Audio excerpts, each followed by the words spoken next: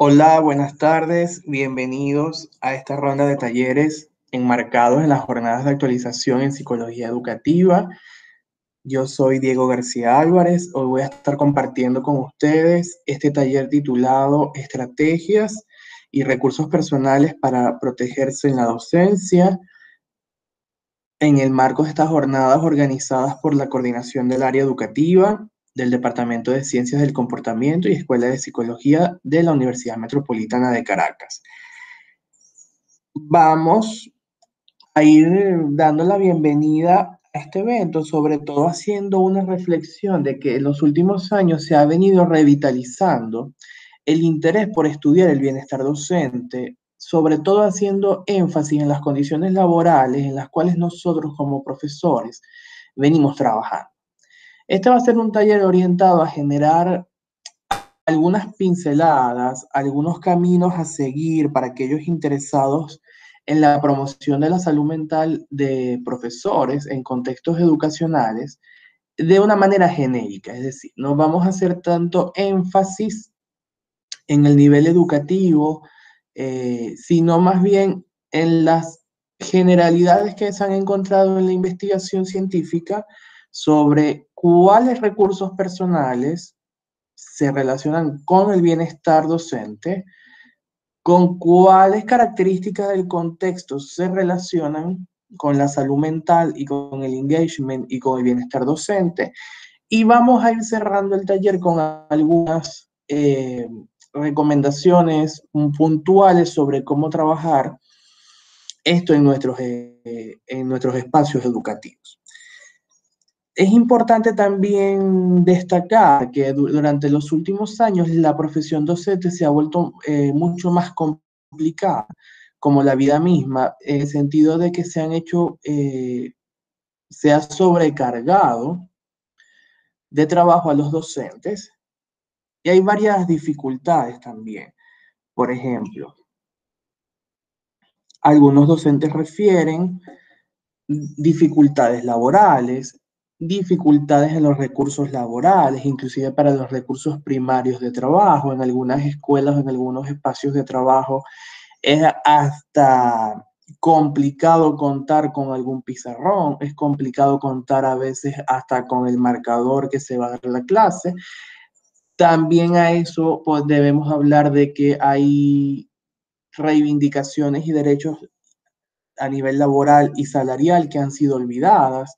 Para nadie es un secreto que en Latinoamérica el malestar docente es de larga data, sobre todo por la parte salarial y las reivindicaciones que no sean todavía, esa página de la historia docente todavía no se ha resuelto. Y a eso sumémosle los sistemas de acreditación y evaluación que cada vez se hacen mucho más complejos para seguir en la carrera docente. Huertas y Dávila también nos dicen que aparte de todos estos factores higiénicos del trabajo como tal, o sea, el salario, los recursos, la gestión educativa, también debemos sumar a ello las múltiples faltas de respeto y violencia hacia el personal docente que se ha venido documentando en varios países latinoamericanos. O sea, ahora vemos en las noticias cómo estudiantes, sin importar la edad, como digo yo, no tienen tamaño, les faltan el respeto constantemente a los profesores, a las maestras. Vamos a hablar de ahora en adelante profesores como personal educativo, para no ponernos tan específicos. Y, e inclusive también podemos ver cómo en noticias, cómo muchas veces padres y madres han violentado, no solamente de manera verbal, sino también física, a personal docente. Entonces, de alguna manera, ¿por qué hablo de esto? Porque nos da una descripción muy genérica, pero muy real y muy cercana de lo que está significando trabajar en la educación, lo que está significando trabajar en la docencia. Entonces, el objetivo de este taller virtual es generar un espacio de reflexión y aprendizaje orientado al desarrollo de recursos personales. Es decir, ¿Qué recursos tengo yo como persona que puedo emplear en la docencia para protegerme de estos múltiples estresores que pueden afectar mi satisfacción, mi bienestar y mi engagement? ¿Y qué estrategias además puedo emplear en mi trabajo docente? Vamos a hacer algunas reflexiones sobre todo a nivel individual, vamos a hacer algunas pinceladas a nivel de gestión escolar y por supuesto también desde la psicología educacional. Entonces lo que se busca con este taller es sensibilizar y de alguna manera capitalizar los recursos que cada uno de nosotros tenga y dar algunas orientaciones básicas sobre cómo llevarlos a la práctica, siempre pensando en la protección y en la promoción de nuestro bienestar docente e incluso en la prevención de malestar docente o de alguna otra psicopatología que pudiese afectar nuestro trabajo diario. Quiero aclarar que va a ser un taller más de corte de construcción sincrónica, va a ser un taller informativo.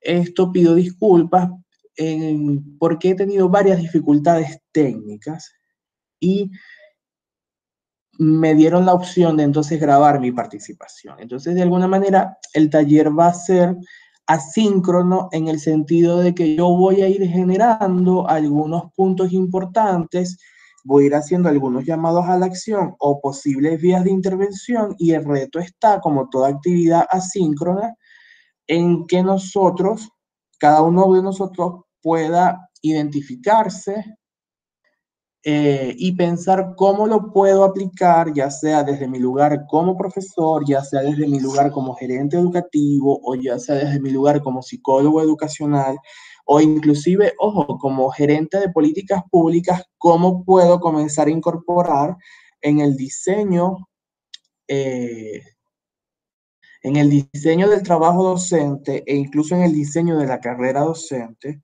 estos aspectos que vamos a ir señalando. Entonces, comenzamos la primera parte del taller respondiendo a la pregunta, ¿cuáles recursos personales protegen en la docencia? Entonces, acá es interesante ver cómo cuando tú te haces esta pregunta, vas a encontrar muy poca literatura referente a estudios en docentes. De alguna manera,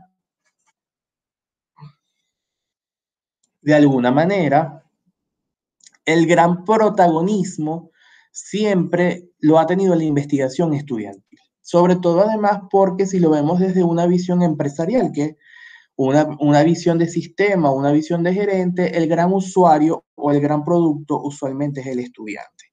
Entonces se han hecho muchas investigaciones siempre orientadas al estudiante, al rendimiento académico, a la calidad de los aprendizajes e incluso si nos ponemos mucho más normativos, las pruebas de evaluación para estudiantes, como las PISA y otras por allí, nos dan cuenta de qué tanto funcionan los sistemas educativos. Igual eso es un punto sumamente discutible, pero no vale la pena hablar sobre eso.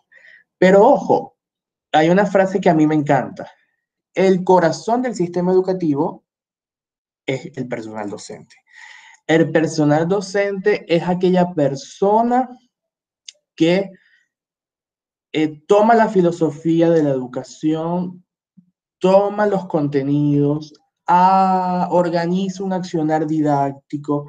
O sea, la persona docente es la que personifica o humaniza o materializa o vuelve posible los fines educativos que están en el papel. En el papel de cualquier país, entiéndase constitución o ley orgánica de educación. O sea, el docente es quien tiene la responsabilidad y la capacidad para hacerlo.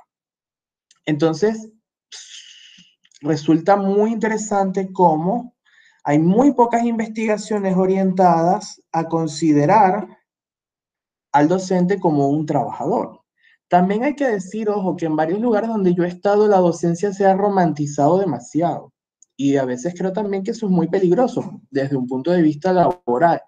E inclusive está pasando ahora con el coronavirus, la estrategia de los aplausos, ¿no? Ya va, los docentes y los médicos somos humanos, o sea, no somos héroes. Así como nosotros damos, también esperamos del sistema, y esperamos del sistema por lo menos recursos laborales adecuados, un sistema salarial adecuado, derechos laborales adecuados, pero muchas veces cuando se habla con el personal docente, una de las cosas que vamos a ver más adelante, que es lo que puede afectar más al personal, la gestión educativa. La gestión educativa es una de las cosas que se percibe como más injustas y que generan mayor malestar en el docente. Entonces, en este devenir, muy pocas investigaciones han estudiado el bienestar docente e incluso el constructo de bienestar docente, prácticamente podemos decir que no existe. Algunos autores como Dávila, como Huertas, se han hecho desde una postura eudaimónica parecida a la postura de Karl Riff, es decir, que en el trabajo docente la persona tiene la aceptación, el control sobre el ambiente, pero cuando tú investigas y dices, bueno, pero ¿qué es el bienestar docente? No hay un autor que haya operacionalizado como tal el constructo. Por allí hay una investigación peruana muy interesante que plantea, ahora se me fue el autor, que plantea el constructo de bienestar y bienestar docente como un continuo, es decir, de un lado tenemos el malestar docente y del otro lado tenemos el bienestar, que ese continuo va a moverse hacia la izquierda o hacia la derecha de acuerdo a los recursos laborales que el sujeto reporte. Entonces, es una visión, digamos, un poco bipolar, pero que no nos da mucha cuenta de cómo intervenir. Juan Antonio Huertas y Juan Dávila han escrito un capítulo del libro y un resumen que pueden encontrar en la revista de Pedagogía de España, Cuadernos de Pedagogía de España se llama, que van describiendo lo que ellos han podido encontrar en investigaciones como recursos personales. Estos recursos personales vamos a entenderlos como características de la persona, características de la personalidad que la persona puede poner en práctica en la docencia para de alguna manera protegerse y además cultivar su rol docente. Uno de los elementos que vamos a encontrar en la teoría va a ser la inteligencia emocional y sobre todo lo que es la expresión y la regulación emocional. A ver, la docencia desde el punto de vista de arte, desde el punto de vista de praxis, desde el punto de vista artesanal, la docencia es un trabajo sumamente demandante porque es la interrelación constante entre uno como sujeto docente y otro sujeto discente, que muchas veces no es un 1 a 1, en eso estamos claros, muchas veces es 1 con 20, 1 con 25, 1 con 30 e inclusive yo he tenido aulas de 1 con 60. Entonces, por supuesto, el nivel emocional va a influir directamente en la forma en cómo cada uno de nosotros trabaja en la docencia. Es un trabajo sumamente desgastante, por esto que vengo diciendo, porque de alguna manera hay que entrar en armonía con las características socioemocionales de uno como persona docente y encuadrar en las características del grupo, que más adelante vamos a hablar también del clima escolar o del clima educativo. Entonces, la actividad docente va a tener muchos elementos emocionales. Sobre todo, la mayoría de los docentes durante su práctica suelen experimentar y expresar emociones positivas, como por ejemplo la alegría, el amor. Por ejemplo, muchos de nosotros se alegra cuando uno de nuestros estudiantes, sin importar el nivel educativo, logra las competencias. Muchos de nosotros también hacemos este trabajo, como dicen por allí, por amor al arte. Y bueno, indudablemente, hay una emoción de alegría, hay una emoción de amor al sistema, hay una emoción de comprometerse en el crecimiento personal, en el desarrollo integral de la personalidad de ese sujeto, de ese estudiante y de ese discente que va en estas aulas de clase buscando respuestas, buscando formarse y buscando también herramientas para lograr su proyecto de vida. Entonces, por supuesto, desde un punto de vista emocional, la riqueza de la docencia es alta. Pero así como también tenemos esa vivencia de emociones positivas que son sumamente poderosas e inclusive muchas veces cuando uno habla con los colegas, surge esto que de alguna manera trabaja Bárbara Fredrickson, el poder resiliente de las emociones positivas. Ese poder que tienen las emociones positivas de generar recursos resilientes. Y muchas veces cuando uno habla con los docentes dice, mira, ha sido un semestre tan complicado o ha sido un lapso tan complicado, pero estuve hoy compartiendo con los estudiantes y chequeando el avance de los aprendizajes y en verdad que me doy cuenta que las cosas han valido la pena. Bueno, entonces ahí eso estoy seguro que muchos de los que me están escuchando se pueden identificar con esta frase. Y entonces ahí nos damos cuenta que a pesar de todas las dificultades, esa sensación de alegría, esa emoción de orgullo, de satisfacción, muchas veces anula las emociones negativas. Pero ojo, también vivenciamos emociones negativas en la docencia, como por ejemplo la ira, la frustración y la ansiedad. Por ejemplo, esto tiene que ver también con lo que venía hablando anteriormente. Muchas veces, por más de que uno tenga una adecuada autorregulación, como vamos a ver luego, los estudiantes muchas veces entran en situaciones donde no respetan la autoridad docente e inclusive hay unos mucho más allá de solamente respetar la autoridad docente, sino también de desafiar a la autoridad docente. Entonces, esas pequeñas cuestiones pueden generar ira, también pueden generar frustración y pueden generar ansiedad, por ejemplo. Estas emociones van a reducir la motivación intrínseca para el ejercicio cotidiano de la profesión. Estás viviendo emociones negativas, bueno, digamos negativas, y siempre están guardadas para el contexto, como la ira y la frustración. Eso va a ir perjudicando la motivación intrínseca que uno tiene por dar clase. Eso es una gran verdad. Entonces, hay que buscar las maneras de generar emociones agradables o emociones de satisfacción o emociones más adaptativas.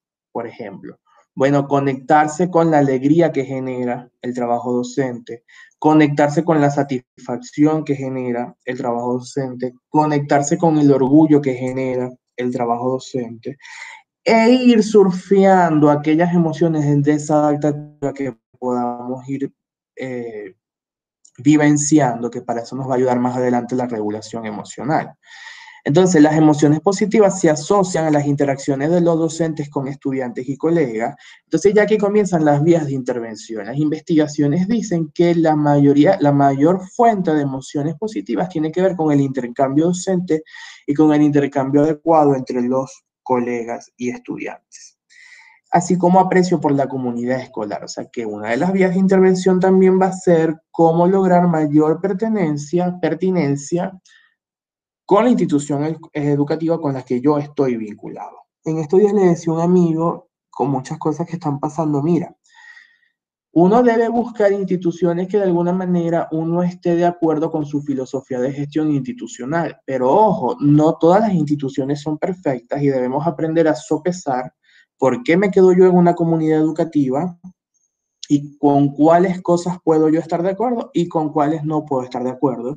Y yo también es reconocer que muchas veces uno no va a estar de acuerdo con muchas cuestiones de la gestión educativa, pero bueno, que no pasa nada. Nosotros no somos, nosotros no somos los gestores de la política educativa. Si nosotros llegáramos a esas esferas, bueno, pudiésemos generar otros tipos de cambios. Entonces, los más desagradables que se relacionan en este sentido es los cambios en la política educativa. Un día dicen algo y otro día dicen otra cosa. Los cambios permanentes y sobre todo la confusión del rol docente. Eso es una cosa que yo he visto mucho a nivel empírico, pero que además las investigaciones ya comienzan a señalar. Es decir, cómo se vive la docencia y estar claro de cuáles son las funciones del docente. ¿Ok? Bueno, pero eso es un tema mucho más profundo que no me podría extender, pero muchas veces tú ves cómo en algunas instituciones a los docentes se les asignan trabajos de fidelización pedagógica o trabajos de seguimiento, que muchas veces esos seguimientos no están relacionados con los aprendizajes o competencias académicas que uno busca. Y otro de los malestares docentes es el desequilibrio entre el trabajo y la vida.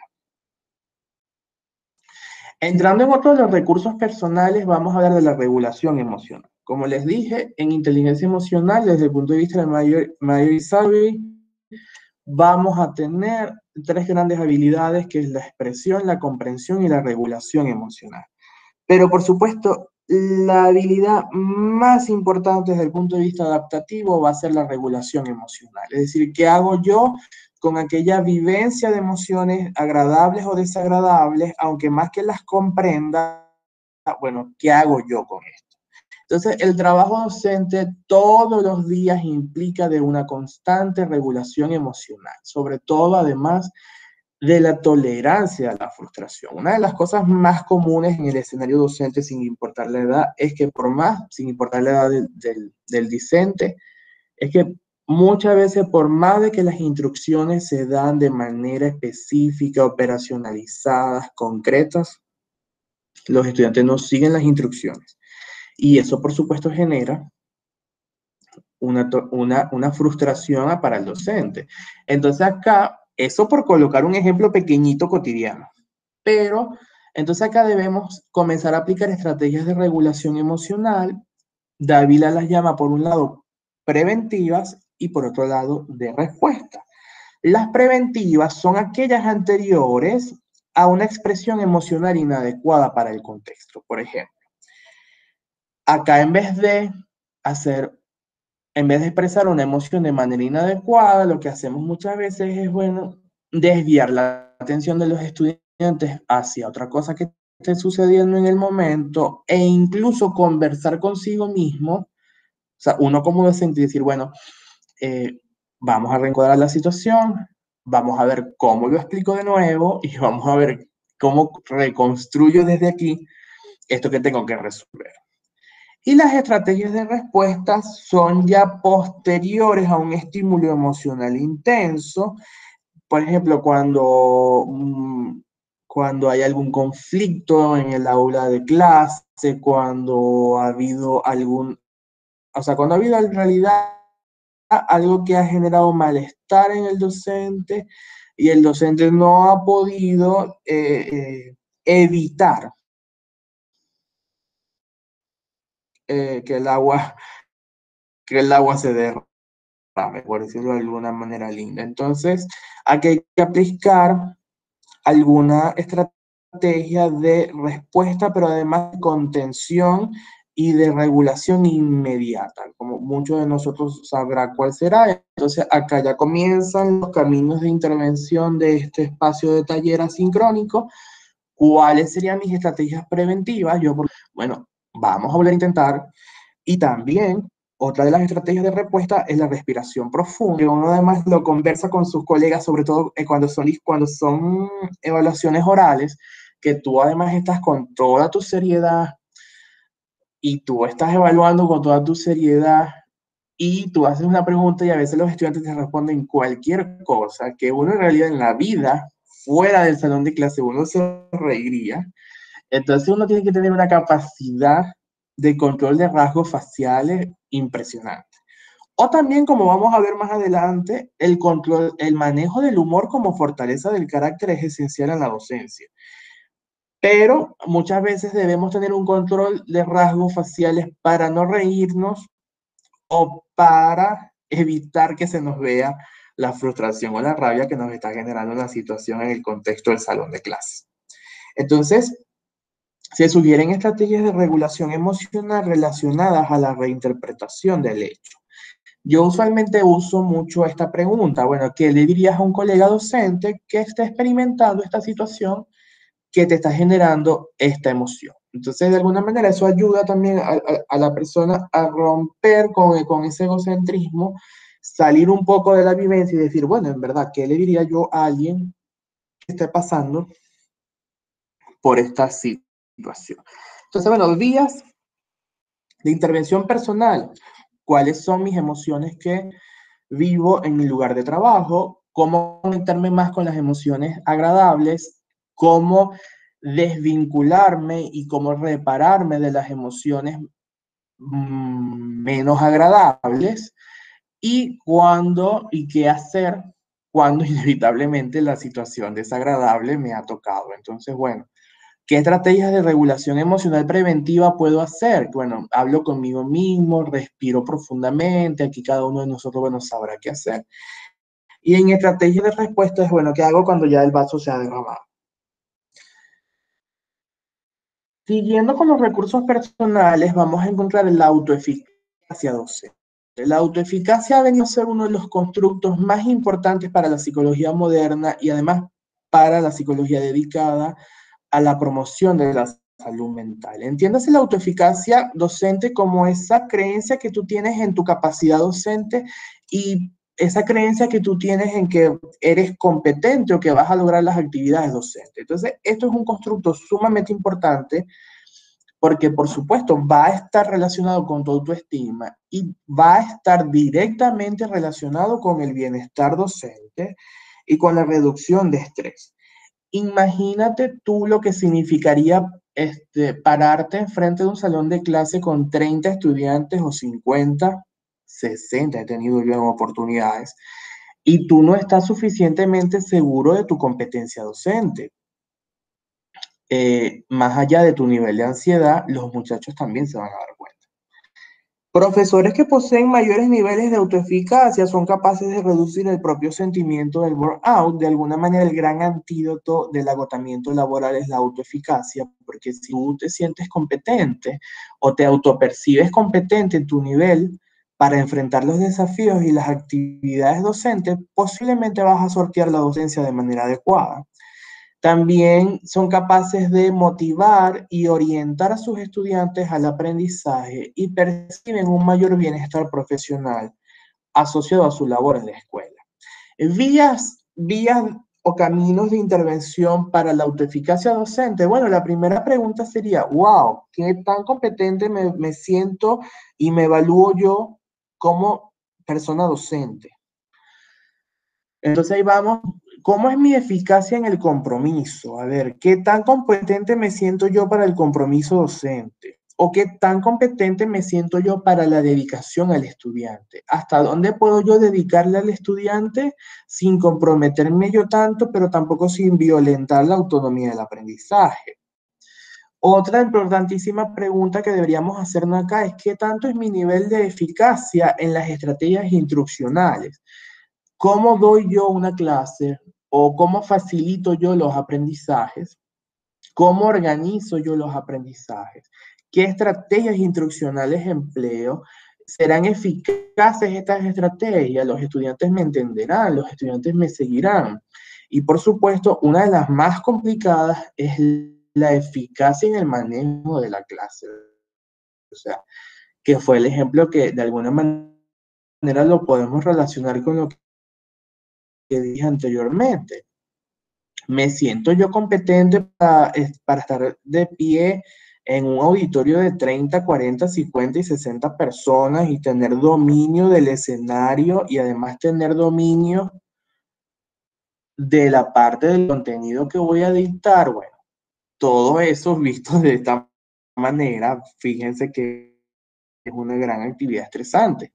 Entonces, acá hay que hacer intervenciones puntuales ya sea de manera personal o si no, también estoy dando como algunas ideas para aquellas personas que trabajan en la gestión educativa o aquellos que trabajan en la psicología educacional de una institución. Bueno, atención a la formación. Ok, bueno, tenemos que seguir apoyando en su formación continua.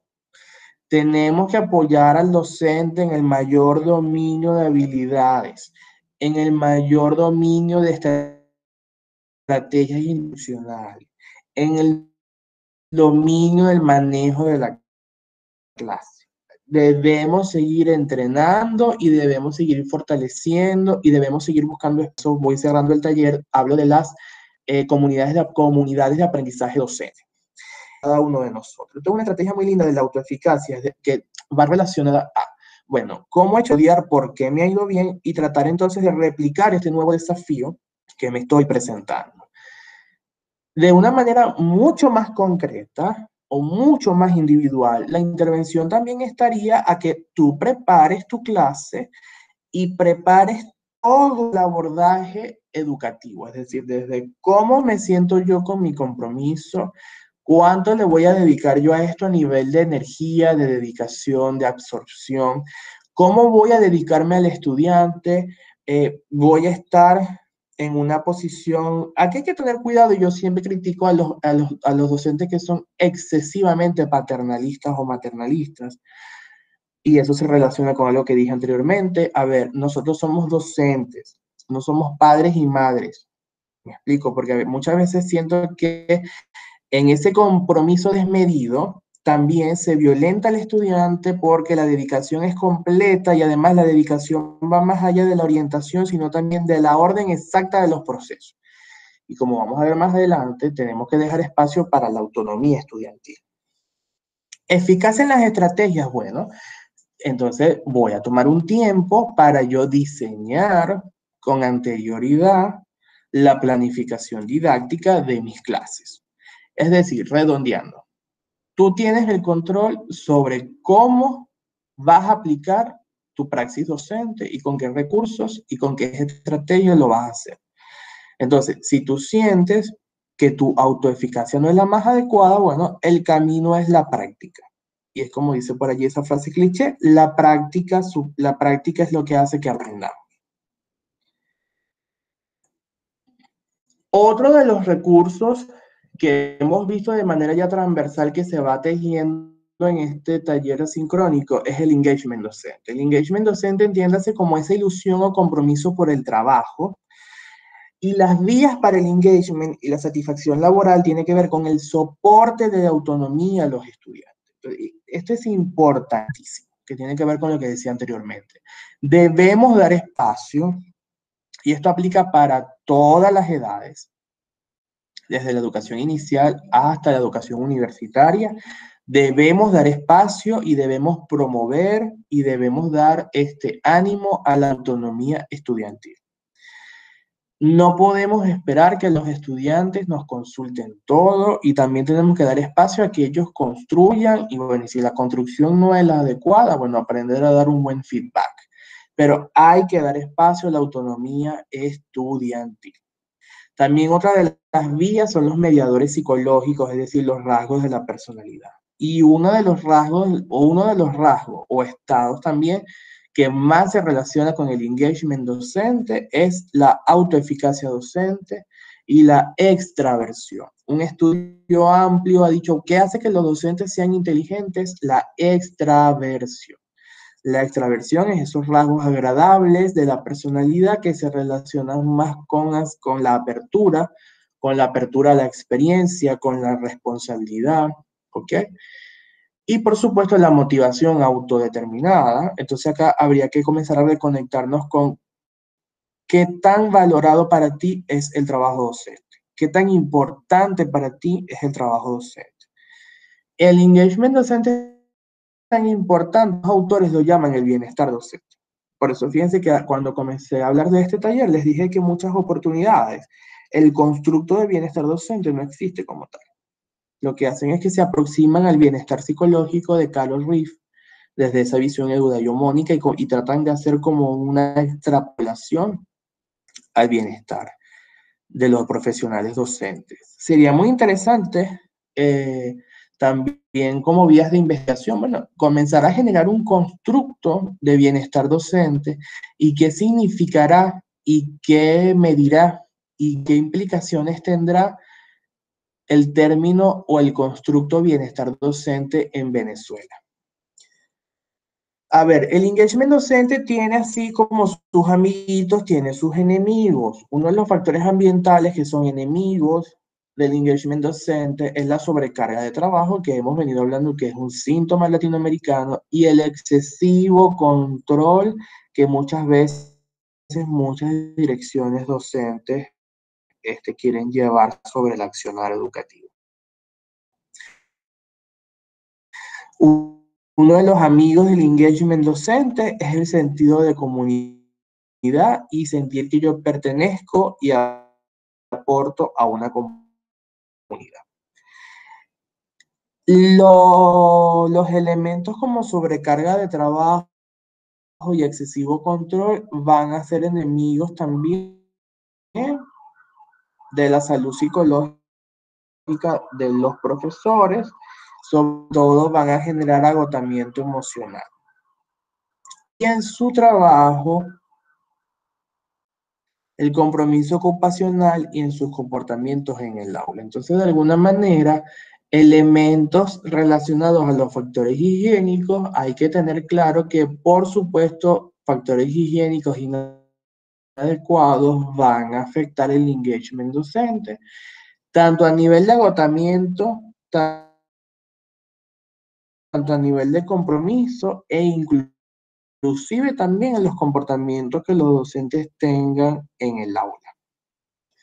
Vías de intervención para el engagement docente. Bueno, encontrar la motivación autodeterminada o importante para mí. Muchas veces también hay que reconectar con los factores. Es difícil ver la actividad docente como una actividad latinoamericana, desde Argentina hasta Chile y México. Es que la docente fines instrumentales si el docente es soltero y no tiene dependientes. Si el docente es casado o está comprometido y tiene dependientes, la actividad es una actividad sumamente frustrante y la respuesta es muy sencilla. ¿Por qué? Porque muchas veces las remuneraciones docentes no te dan para mantener una familia. Entonces, acá hay que hacer una compensación. Bueno, ¿qué tanto el trabajo docente es importante para mí? ¿Qué tanto el trabajo docente significa para mí? Pero también, ojo, ¿qué tanto el trabajo docente es un instrumento por el cual yo pueda lograr otras cosas? Y eso también es parte de, como dice Super y Gisbert en la orientación profesional, bueno, perder la fantasía y comenzar a ver el realismo de las condiciones laborales. También las intervenciones que hablé hace un ratito de autoeficacia también están relacionadas con engagement docente, es decir, a medida que tú aumentes tu sensación de autoeficacia o que tú te autopercibas más eficaz, tu sentimiento de engagement también va a aumentar. Y es importante también relacionar la docencia, ojo, si es importante para ti, con esos sentimientos de autorrealización y de servicio. Es decir, yo estoy apoyando a ciertos grupos sociales, yo estoy apoyando a la juventud de este país, o yo además tengo un deber con el país porque, bueno, yo manejo esta materia, porque yo entiendo y creo que puedo aportar en la construcción de un país. Entonces también hay que conectarse, y eso sería un trabajo sumamente interesante que en algún momento se rescate con la visión del trabajo público de la educación. O sea, comprender que también, ojo, que los educadores, fuera de la politiquería que muchas veces engloba a la educación, los docentes somos servidores públicos que también estamos buscando formar un país. Desde el punto de vista del bienestar psicológico multidimensional, la literatura ha reflejado que de estas dimensiones que explica Riff, como la aceptación, el control, los vínculos, los proyectos, la autonomía, el crecimiento personal, es decir, para estos modelos el bienestar está en la capacidad que la persona pueda desarrollar, cultivar o potencializar desde su subjetividad estos elementos del bienestar, va a estar relacionado con la experiencia óptima. Como les dije muchas veces, los autores en educación lo que han hecho es una extrapolación de este modelo de bienestar al bienestar docente.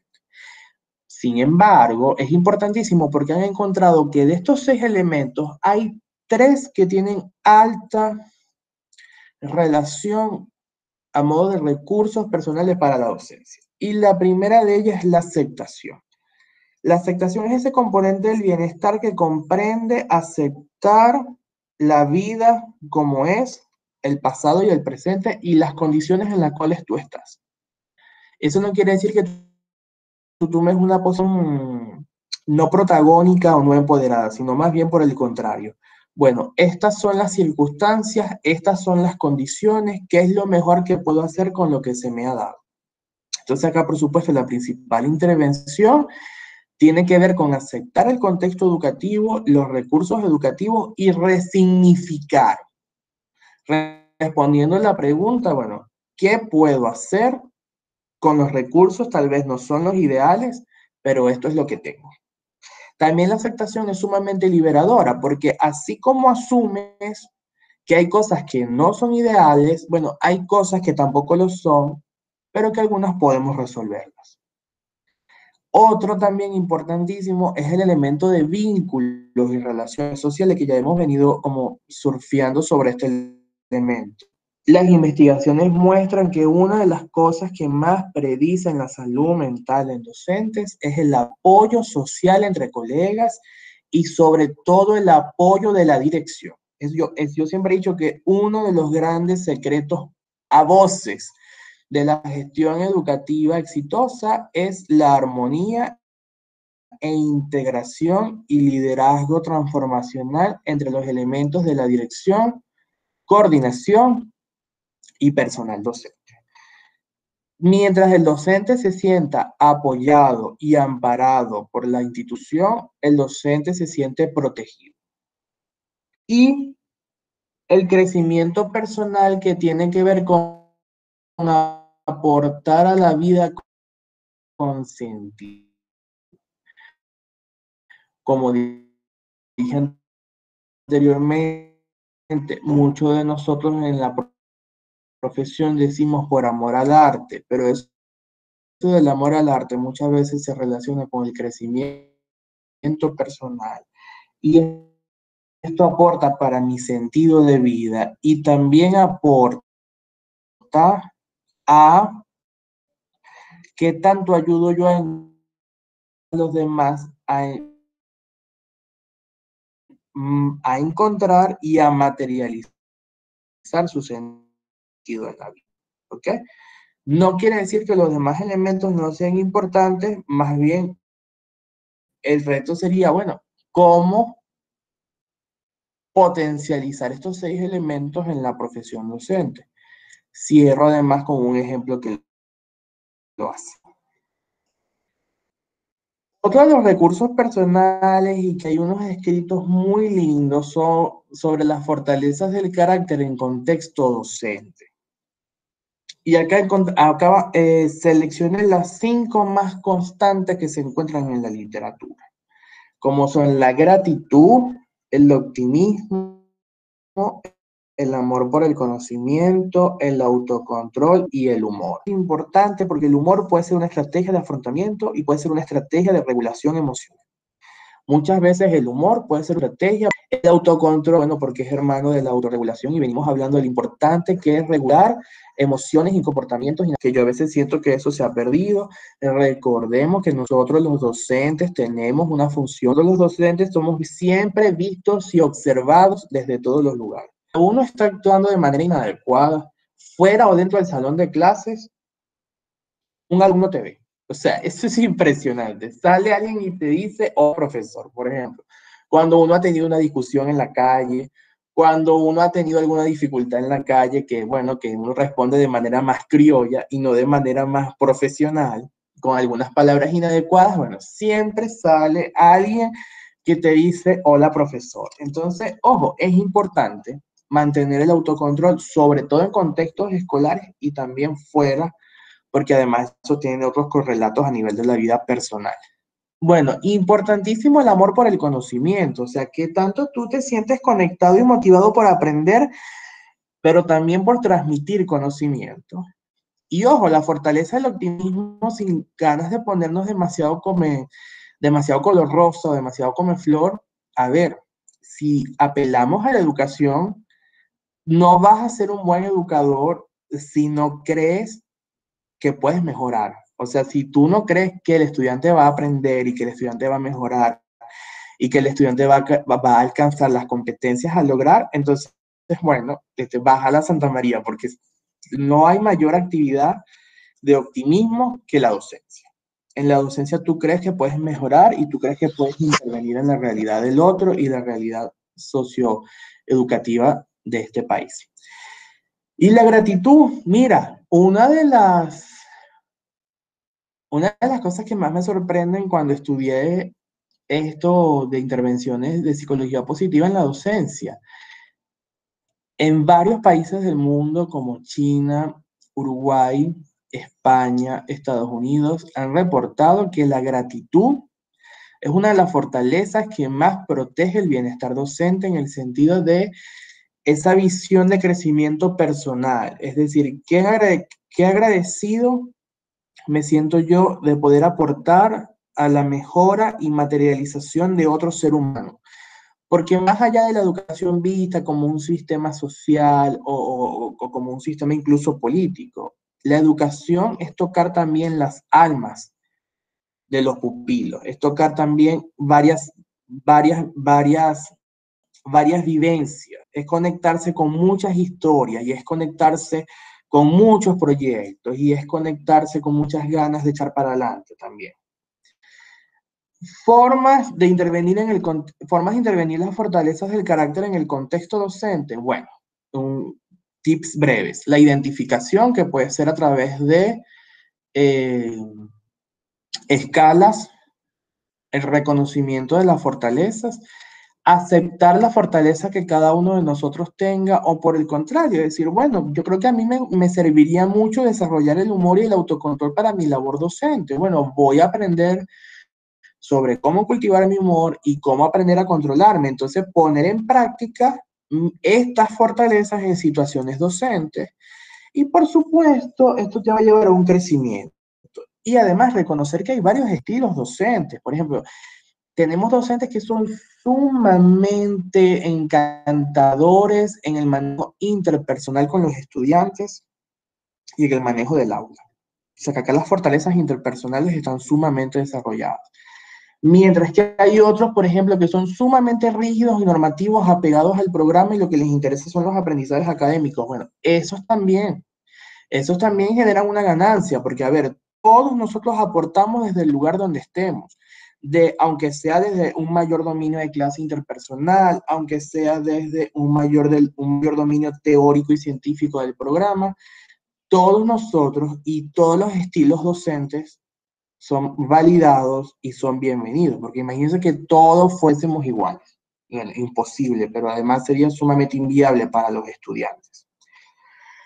Y además que las fortalezas del carácter van a potenciar otros estados y rasgos de la personalidad como los que he venido describiendo. Ok. Segundo momento de este espacio asincrónico de aprendizaje, y espero que lo estén disfrutando tanto como yo, aunque no tengamos ese intercambio en vivo y en directo. Claves contextuales del bienestar docente. ¿De qué estamos hablando? Estamos hablando acá de aquellas características del contexto docente que se generan con el bienestar o con la protección de la salud mental en el trabajo. Y uno de los primeros que vamos a encontrar en la literatura es la colaboración y reconocimiento de pares. Acá es importante intervenir en el sentido de la comunidad educativa y trabajar en la valoración de calidad de relaciones globales en el trabajo. Es impresionante, y ahora mucho más que estamos viviendo un momento de crisis generalizado en el mundo, como muchos de mis colegas docentes te dicen, mira, yo no renuncio porque a pesar de todo, yo me siento vivo, me siento vitalizado cuando vengo y doy la clase y me conecto con los muchachos. Mira, o yo me siento vivo y me siento revitalizado cada vez. Entonces, fíjate tú lo importante que son que es la colaboración y trabajar con gente sana que quiera apostar a la educación es importante. La escuela también se ha asociado positivamente con la motivación autónoma y con el compromiso del trabajo, como hemos venido hablando, son amigos del engagement. Vías de intervención, bueno, generar espacios de trabajo colaborativo entre docentes. Muchas veces, y aunque uno no lo crea, la actividad docente es sumamente solitaria. Y más si tú estás contratado por ese sistema de horas y no por paquete. Si tú estás contratado en un sistema por horas, tú vas y das tu clase y te vienes. E inclusive pasa que muchas veces tú ni sabes cuál es el profesor que da la otra sección de tu materia. Suena impresionante, pero sucede. Sucede y me lo han contado muchos colegas. Entonces, desde la visión escolar, desde la visión de la gestión escolar, hay que generar espacios de trabajo colaborativo entre docentes que permita disminuir los estresores laborales y aumentar la satisfacción laboral. Imagínate tú lo que significa no solamente desconocer quién trabaja contigo con todo lo que eso achaca a nivel administrativo y de calidad del sistema educativo, pero imagínate tú lo importante también que sería conocer tus colegas de trabajo, conocer qué puedes aprender de ellos. Yo por lo menos he conocido grandes colegas en el trabajo y amigos que de verdad he aprendido mucho con ellos. Y también, ojo, los colegas y los pares son fuentes de aprendizaje.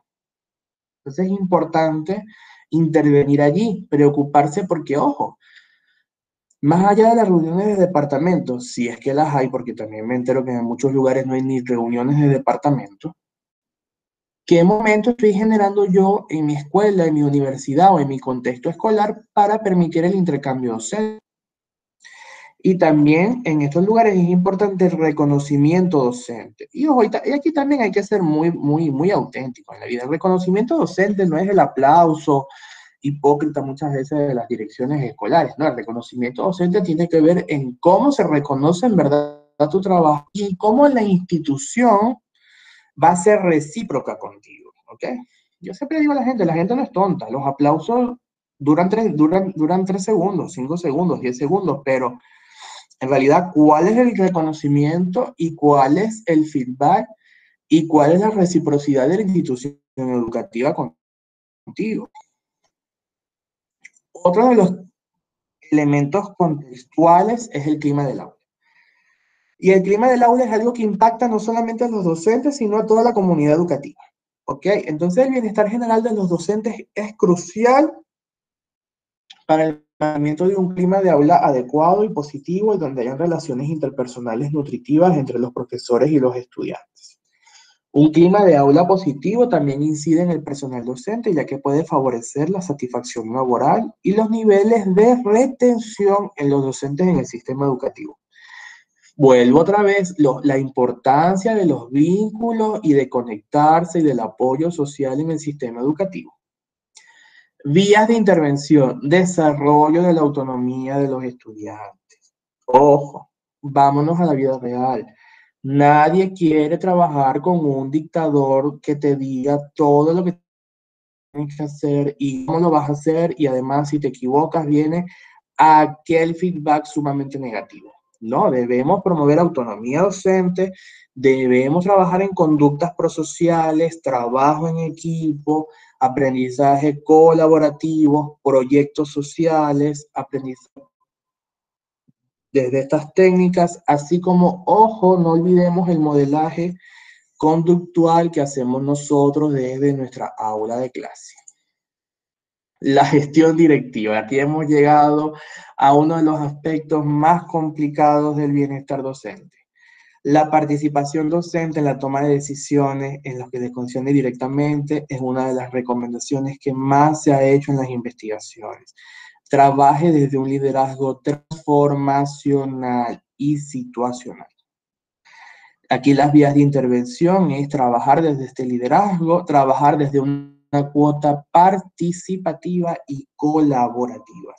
Haga miembro a los docentes de las decisiones mejor dicho, haga parte a los docentes de las decisiones importantes que tengan que ver con su trabajo, consulte, participe, aplique el liderazgo transformacional e inclusive situacional. Entonces, es importante que uno de los malestares que más genera son las determinadas demandas de trabajo durante el año escolar. Además, sabemos que hay picos donde el malestar aumenta, sobre todo cuando se está cerrando un ciclo académico. La sobrecarga laboral dentro y fuera del aula, comportamiento disruptivo de los estudiantes y la falta de colaboración profesional son los elementos que más ha dicho la literatura, que reducen la motivación docente y que además predicen el agotamiento emocional. Entonces, desde la gestión directiva, desde un liderazgo transformacional y otras técnicas de desarrollo y de cultura organizacional se podrían implementar. Para ir cerrando y vamos a dar algunos ejemplos muy puntuales, ¿ok? Sin embargo, ya de alguna manera hemos hablado de las estrategias de promoción de la salud mental en el contexto educacional, específicamente como vimos. Mi intención fue hacer un gran abanico de los recursos, las claves contextuales en las cuales la invitación está a crear intervenciones específicas para promover los vínculos y el apoyo social, el clima escolar, pero vamos a ver acá recomendaciones genéricas que cada uno de nosotros pueda aportar desde su lugar. Desde la psicología educacional, realizar un diagnóstico en el cual participen todos los miembros de la comunidad educativa para detectar fortalezas, debilidades y espacios de formación para la construcción del bienestar y la promoción de la salud mental para todo el contexto escolar. Yo ahora vengo trabajando una línea que se llama gestión del bienestar y la salud mental en contextos educacionales. Actividad semanal o quincenal organizada para los docentes, orientada a la promoción de la salud mental. Fíjense que acá entramos a las intervenciones de los recursos personales descritos acá. O sea, podemos cada 15 días hacer alguna intervención breve a modo de psicotaller, a modo de una intervención psicoeducativa sobre las claves contextuales y los elementos que hemos venido desarrollando acá. La promoción del bienestar personal y colectivo, tanto dentro como fuera del currículo educativo, es una tarea que el psicólogo educacional debe abordar y para eso puede valerse de múltiples estrategias de promoción de la salud mental en el contexto escolar, así como también la implementación de jornadas de salud mental y bienestar psicológico junto a otras variables surgidas en ese diagnóstico para el personal obrero, administrativo y docente de la institución. Otro de los elementos que me encantan y que yo he venido rescatando de los planteamientos de la profesora Denise Bailán y de la psicóloga Delfina Terrado es lo que hemos venido llamando comunidades de aprendizaje profesional docente. Fíjense que dentro de este dispositivo se pueden configurar todos estos elementos que activan el bienestar docente, siguiéndolo además desde un punto de vista que tenga que ver con fases. Entonces, la comunidad de aprendizaje profesional docente, estas comunidades pueden estar gestionadas desde la misma dirección de la institución e inclusive la coordinación académica podría llevar este proyecto de comunidades de aprendizaje orientadas a la promoción de la salud profesional docente. Si no lo queremos romantizar tanto, podemos llamarlo salud del profesional docente. Y entonces acá podemos establecer en esta comunidad diferentes fases de lo que llaman la gestión del conocimiento. Por ejemplo, podemos desde un momento de socialización, ya sea a través de los focus group, de las puestas en común de experiencias, de interacciones y observación, planteamientos sobre cómo activar estos recursos personales, cómo promover y mejorar las claves contextuales de nuestra institución educativa. Esto además lo podemos hacer como un ejemplo de buenas prácticas.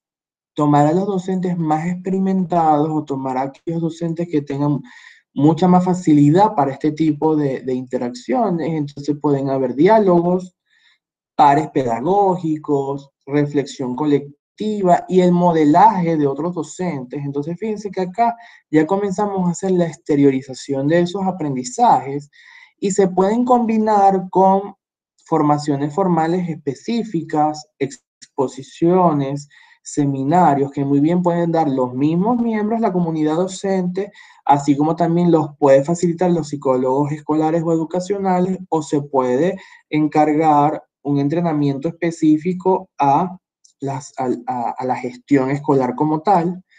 ¿Y qué se busca? Bueno, interiorizar, aprender haciendo, documentar el proceso, y sería interesante distribuir y crear actas pedagógicas que ilustren sobre estas formas de trabajo docente colaborativo. Y, por ejemplo, la comunidad de aprendizaje puede ser un lugar idóneo donde cual los docentes pueden exponer sus necesidades, sus dudas comunes. Sería como un trabajo de tutorías académicas entre profesionales. ¿Ok? Entonces, esto es una idea que a mí me gusta mucho, es una idea que he venido trabajando y creo además que puede ser factible aplicar en las instituciones porque de alguna manera depende de los docentes como tal.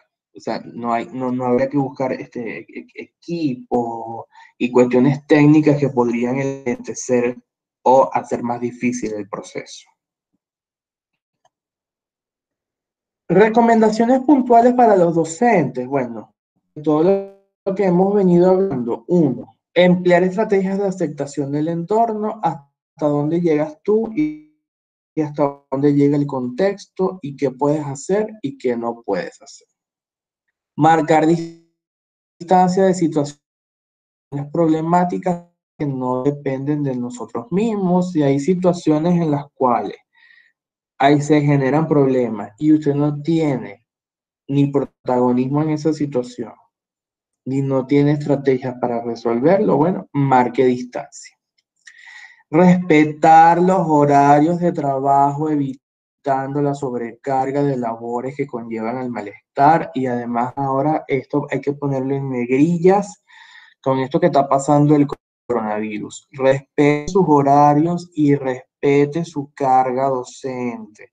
Se lo va, se lo va a agradecer usted mismo en el futuro, pero además sus mismos estudiantes se los van a agradecer. Eh, los mismos estudiantes además dicen, o sea, ay, fulanito de tal como que no tiene vida, fulanito de tal pasa todo el día conectado y enviando tareas. Bueno, ojo, no lo hacen desde la pereza, que hay algunos que puede ser que sí, pero también lo hacen en el sentido de que, wow, o sea, fulanito, fulanita, es bastante con mis colegas profesores, yo a veces les digo, pero ustedes creen que los muchachos viven de trabajo, pero además se sobrecargan a sí mismos de un trabajo impresionante. Y yo digo, wow, pero ya va, o sea, respeta tú mismo tu trabajo y tu profesión docente. La docencia virtual es un trabajo. Si es un día feriado, no trabajes. O sea, es un día tuyo, es un día patriota en todo caso. Pero bueno, otorgarle un propósito moral y trascendente de sentido. ¿Por qué? Porque como vimos anteriormente, las investigaciones dicen que el trabajo docente tiene muchas dificultades desde la visión instrumental. Es más, recuerden lo que dije. Las investigaciones dicen que la docencia es un trabajo valorado desde el punto de vista de si eres soltero y no tienes dependientes. Si tienes dependientes, cambia todo el escenario. Entonces trata de otorgarle un propósito moral y trascendente, es decir, bueno, el para qué. Yo por qué y para qué soy docente, sabiendo que muchas veces la retribución económica instrumental no va a ser la respuesta. Pensar que la construcción de un propósito moral sobre el trabajo guarda relación con el sentido social del mismo, que puede aumentar al trabajar con estudiantes más vulnerables, por ejemplo. Yo siempre digo, mira, a mí me encanta trabajar en la docencia, porque además siento que puede sonar muy abstracto lo que digo, pero estoy ayudando a construir un país en medio de la crisis que nos está azotando. Estoy ayudando a concretar proyectos de vida, estoy ayudando a personas a superarse a sí mismos. También lo digo, inclusive puede sonar desde un punto de vista egocéntrico, pero digo, pero a ver, si yo manejo X o Y materia con muchos años de experiencia, el país me necesita. Entonces yo también a veces veo la educación con un alto sentido ético y un alto sentido de pertenencia al país. O sea, como en un momento como este me voy a negar a dar X o Y materia en un programa de formación universitaria. Este, esas cosas hay que trabajarlas. Es decir, bueno, ¿qué sentido moral? ¿Qué sentido ético? ¿Qué aporto? A qué ayudo a construir? ¿Qué sentido tiene esto para mí, pero qué sentido también tiene para la sociedad que yo quiero ayudar a construir? Y buscar consejería y orientación en el equipo de profesionales, ya sea psicólogos, orientadores e incluso colegas de mayor experiencia que inspiren confianza. Para nadie es un secreto que no todas las instituciones educativas tienen un personal de salud mental como orientadores o psicólogos. Pero yo sí les recomiendo que, así como hablamos del apoyo social, y si usted ha descubierto un apoyo importante de colegas y amigos, bueno, converse y plantee su situación y escuche que muchas veces los docentes más viejos, más experimentados, más vividos, aunque hay gente que no le gusta esa palabra, más experienciados pueden darte un feedback y te pueden ayudar a resolver ciertas situaciones en la docencia e inclusive en el manejo con estudiantes. Experiencias prácticas que nos inspiran. Voy a hablar brevemente de 3 experiencias que acá dejo los datos para quien quiera profundizar. En el equipo de Jóvenes Fuertes desarrollamos un programa de psicología positiva sobre el bienestar psicológico aplicado al personal educativo. Fue un programa basado en psicología positiva desde los elementos del PERMA, los elementos del bienestar, los elementos de las fortalezas del carácter. Estudiamos resiliencia y estilos aplicativos y además construimos intervenciones educativas para las escuelas. Y acá encontramos que este programa tuvo adecuada efectividad en el bienestar docente de los participantes. Hubo un aumento estadísticamente significativo. ¿Qué quiere decir esto? Que las estrategias en psicología positiva pueden actuar como un elemento para la promoción de la salud mental en los docentes. Beckett, y estos autores sumamente complicados de pronunciar, estos son unos autores chilenos. Vamos a hablar de Beckett y colaboradores. Ellos hicieron un diseño e implementación de una intervención educativa para elevar el bienestar docente basado en psicología positiva y neurociencia. Es un trabajo sumamente hermoso. Además, ellos, así como nosotros, plantean en los apéndices la lista de los contenidos. O sea, tú puedes tomar estas 3 experiencias y ayudarte a crear tu misma intervención en tu espacio o contexto educativo. La de los chilenos es muy linda porque ellos, además de hacer la parte cuantitativa de comparación de media, ellos también recogieron evidencias cualitativas. Entonces ellos dan cuenta de cómo las interacciones desde la psicología positiva y estrategias cognitivas conductuales tuvieron muchos correlatos a nivel cualitativo. Entonces también puede ser interesante. Y Cortés Peña en Colombia realizó un programa de bienestar laboral para docentes y directivos. Lo pueden buscar, es sumamente interesante. Es un taller que es, perdón, es un taller, no, es un programa bastante abarcativo y que da muchas luces sobre cómo, qué puedes tú trabajar en tu contexto. Bueno, muchas gracias, como les digo, ha sido una experiencia asincrónica. Lo ideal es que en los talleres mismos se construya el aprendizaje con ustedes, los participantes, pero bueno, en estas situaciones y más en el contexto país, con las situaciones de la energía eléctrica y el internet, muchas veces es complicado estos intercambios sincrónicos. Mi idea es dejar la puerta abierta de todo el cómo puedo hacer, de todos los elementos y recursos personales que repasamos, de las claves contextuales que aplicar todo esto que vimos, buscando ayudar a la profesión docente, esa acción sumamente concienciada para sobreponer los factores higiénicos del trabajo y los factores motivacionales, que muchas veces, en muchas oportunidades, están muy golpeados. Entonces, lo importante es, bueno, ver qué hacemos con lo que tenemos, cómo sacar el mejor provecho con las características personales de uno como docente, con las claves contextuales y cómo puedo convertirme yo en un promotor de salud mental, pero además del promotor de salud mental, cumplir con los contenidos o competencias programáticas.